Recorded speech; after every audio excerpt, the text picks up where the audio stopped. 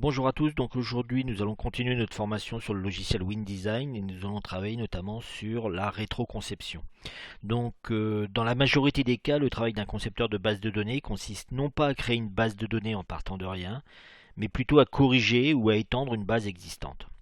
Dans ce cas, la matière de travail initiale est un modèle physique et la méthode de rétroconception qu'on nomme en anglais reverse engineering consiste à traduire ce modèle physique en un modèle conceptuel, apporter des modifications au modèle conceptuel obtenu, puis modifier le modèle physique en conséquence. Donc, mettons en œuvre cette tâche sur le logiciel WinDesign. Donc, j'ai déjà lancé WinDesign. Je clique sur Nouveau. Donc, en termes de choix de module, je choisis Database. Puis, je vais travailler à partir d'un modèle logique des données, comme je fais une rétroconception. Je fais OK. WinDesign me demande le format de ma base de données.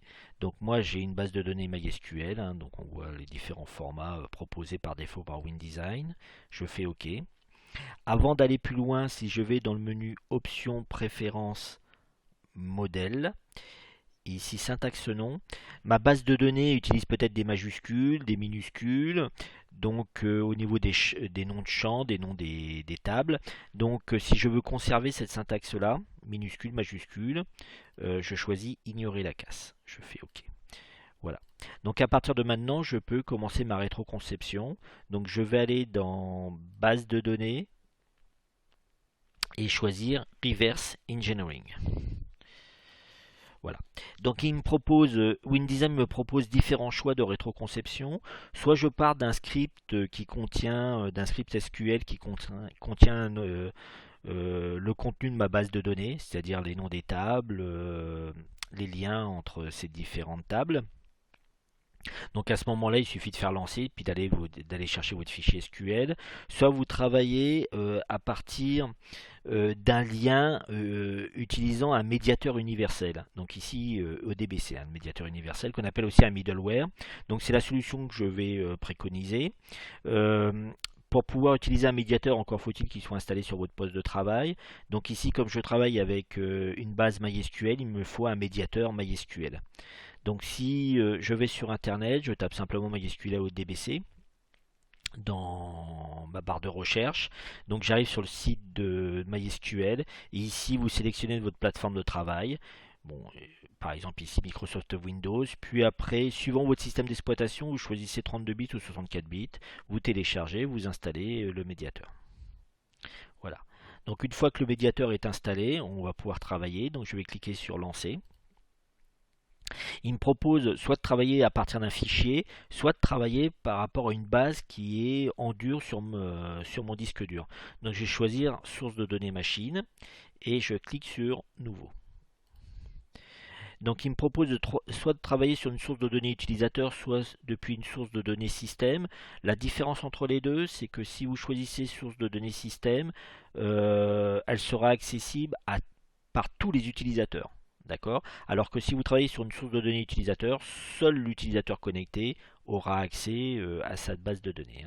Donc je vais choisir plutôt source de données utilisateur. Suivant.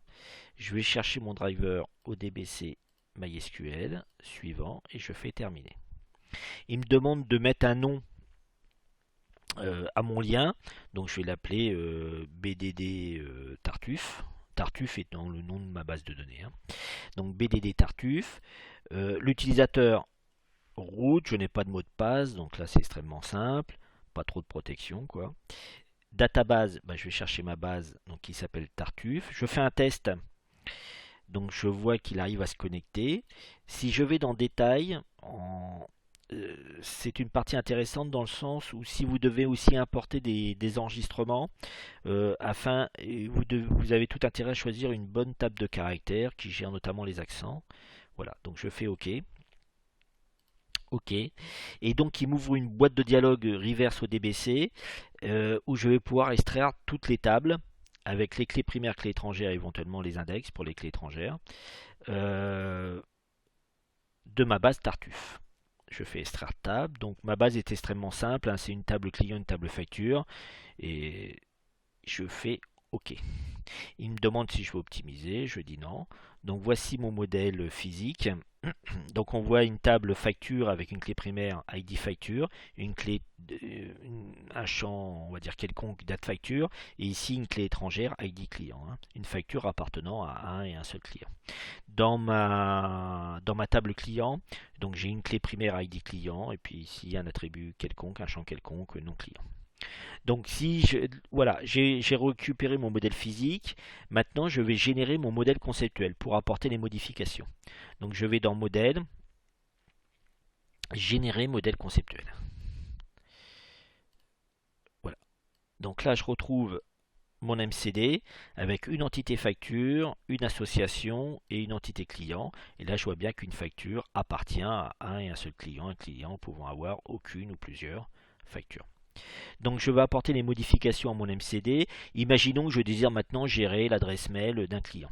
Donc je fais un double clic dans client, détail.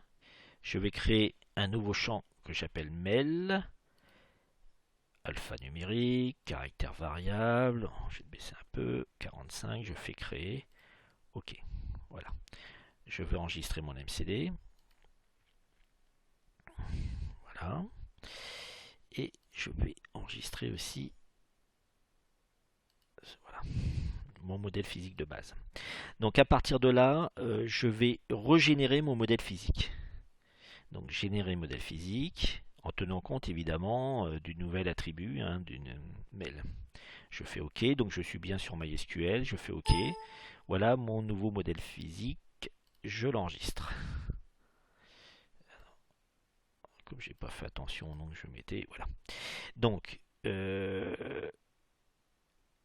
mon nouveau modèle physique est généré. Maintenant, je vais générer le script qui mettra à jour ma base de données. Je vais dans base de données. Donc, alors, surtout ce qu'il ne faut pas faire, c'est générer script.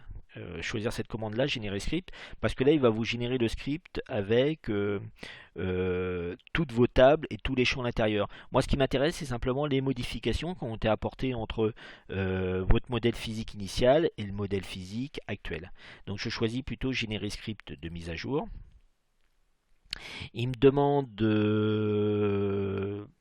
ben, d'enregistrer mon script et mon modèle archive, c'est le modèle de base, je crois. Voilà, j'ai dû mettre celui-ci. Je clique sur OK et je vais voir mon script. Donc voici le script qui a été généré. Donc au départ, il me supprime ma clé étrangère qui relie ma table facture à ma table client. Puis après, il me crée une table temporaire TMP client. On retrouve l'intégralité de mes nouveaux champs, ID, nom, mail. Et il insère à l'intérieur de ma table client tous les enregistrements qui existaient avant dans mon ancienne table client. Voilà. Et il fait la même chose pour facture. Il me les insère. Et à la fin, il me recrée ma clé étrangère. Alors, il faut se méfier, par contre, au niveau du script, il va falloir peut-être un peu le retravailler, notamment ces petits sauts de ligne risquent d'être gérés de manière très délicate par ou PHP si vous utilisez par exemple le package VAMP Server ou en ligne de commande. En ligne de commande, si vous faites une restauration directe du script. Donc là, il suffit de se positionner sur VAMP, bin, MySQL, votre version de MySQL bin. Et puis, au niveau de la syntaxe, il faut que je la retrouve, je l'avais tapé tout à l'heure. Voilà, elle est ici. Donc MySQL, -u, le nom d'utilisateur, -p s'il y a un mot de passe, le nom de ma base que je veux modifier. Et puis ici, mon fichier script. Donc moi, c'était mlr2. SQL. Voilà, il suffit de faire entrer et la mise à jour sera faite. Alors, oui, alors au niveau de votre script, au niveau, si vous devez le retravailler, allez vérifier quand même dans PHP admin que votre clé étrangère porte bien ce nom-là. Facture IBK IBFK-1 et évitez ces petits sauts de ligne. Voilà. Des choses comme ça. Les commentes aussi, des fois il n'aime pas, donc il faudra peut-être les supprimer. Add. Voilà, il faut éviter tout ce qui est sous ligne. Voilà. Voilà.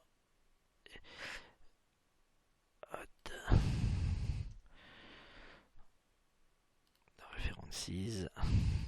Voilà, ça devrait mieux se passer. Voilà, donc il n'y a plus qu'à enregistrer le script. Et puis après, depuis PHP-MyAdmin, donc vous positionnez sur votre base de données. Et puis après, vous faites SQL. Donc soit vous faites un copier-coller, soit vous faites une importation du fichier. Voilà pour notre formation sur la rétro.